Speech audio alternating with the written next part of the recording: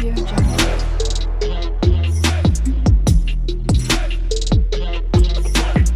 Audio Jungle.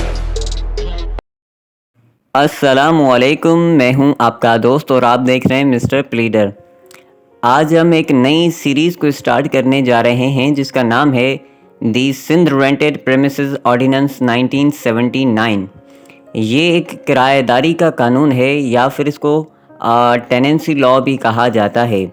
जब कभी मालिक मकान और उसके किराएदार के बीच में कोई इशू आ जाता है तो इस एक्ट के थ्रू उसको रिजॉल्व किया जाता है।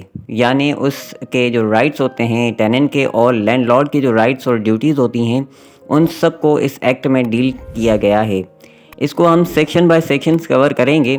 इसका सबसे पहला सेक्शन है सेक्शन 1, शॉर्ट टाइटल। कहता है कि शॉर्ट टाइटल का मतलब होता है कि इस एक्ट का नाम क्या है। दिस एक्ट में be called as the Sindh rented premises ordinance 1979।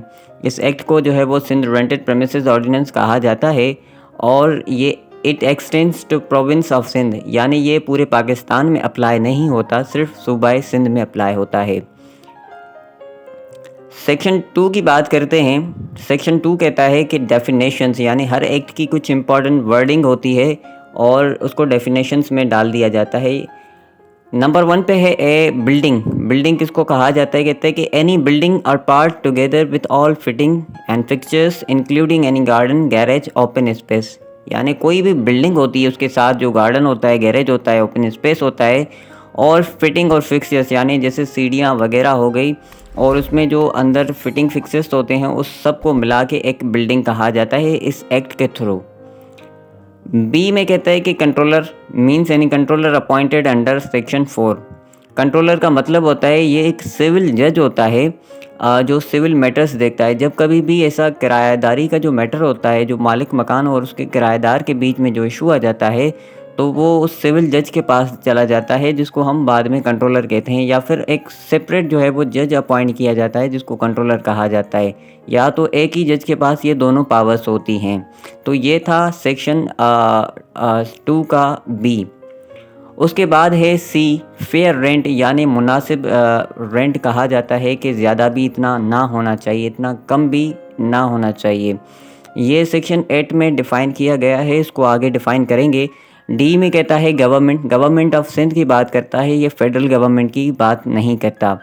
Land ई में है मीन्स लैंड और open space attached with apartment और एनी बिल्डिंग।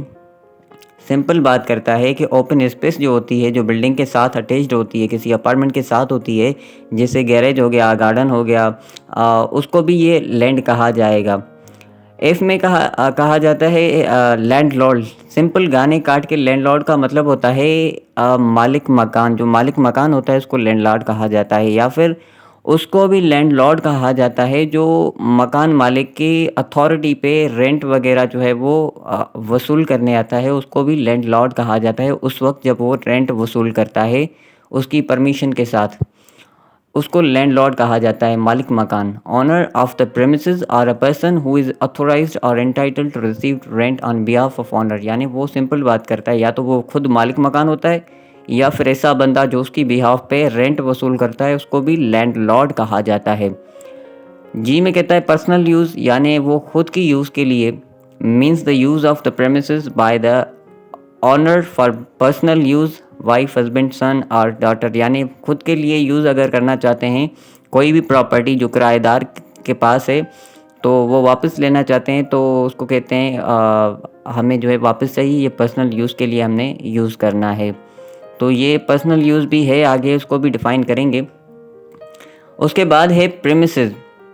प्रेमिसेस सिंपल गाने काट के इसका मतलब होता है वो जगह जो है वो रेंट पे दी जाती है, उसको प्रेमिसेस कहा जाता है। मींस बिल्डिंग और land let out on rent but does not include a hotel. यानी वो जो होटल्स होते हैं जिसमें कोई सफ़र करके जाता है, वहाँ पे क़याम करता है, तो उस होटल को छोड़कर बाकी जो चीज़ें जो रेंट पे ली जाती हैं, जैसे घर हो गया, बेंगलो हो गया, कोई अपार्टमेंट फ्लैट हो गया, तो ऐसी चीज़ों को जो है वो बिल्डिंग्स में कहा जाता है ये प्रेमिसेस है। होटल को छोड़कर बाकी चीज़ों को प्रेमिसेस कहा जाता है, यानी ऐसी चीज़ जो किराए पे दी जाती है उसको प्रेमिसेस कहा जाता है। रेंट रेंट का मतलब है किराया, includes water charges, electricity charges and such other charges which are payable by tenant.